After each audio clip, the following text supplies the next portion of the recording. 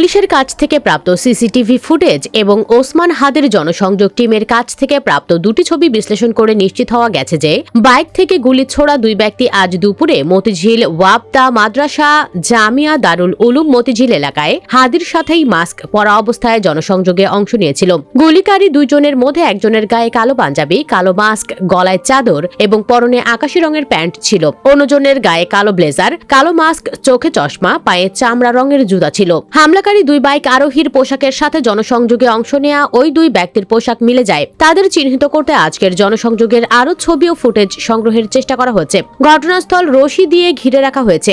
RAB, police ও DB সহ আইন শৃঙ্খলা রক্ষাকারী বাহিনীর সদস্যরা আশেপাশের এলাকার সিসিটিভি ফুটেজ সংগ্রহ করছেন। ডিএমপির মতিঝিল বিভাগের উপকমিশনার হারুনুর রশিদ সাংবাদিকদের জানান, তারা ঘটনাটি নিয়ে কাজ করছেন, তবে এই মুহূর্তে বিস্তারিত কোনো তথ্য তাদের কাছে নেই। প্রত্যক্ষদর্শীরা জানান, এই গুলির ঘটনা ঘটে পল্টন ডিআর টাওয়ার ও বাইতুস সালাম জামে মসজিদের মাঝামাঝি সড়কে। ডিআর টাওয়ারের নিরাপত্তা কর্মী সাকিব হোসেন বলেন, যখন গুলি চলে তখন আমি ভবনের ভেতরে ছিলাম। শব্দ শুনে দ্রুত রাস্তায় গিয়ে দেখি একটি রিকশায় হাদিকে নিয়ে যাচ্ছে। রাস্তায় রক্ত পড়ছিল।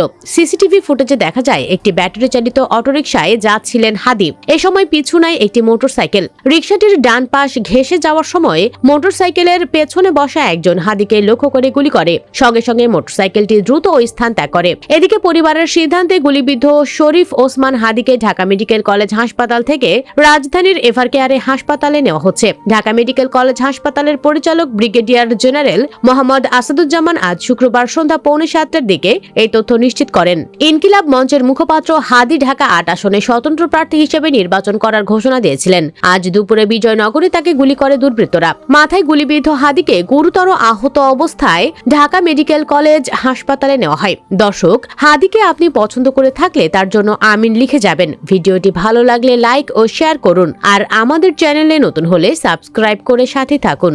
ধন্যবাদ।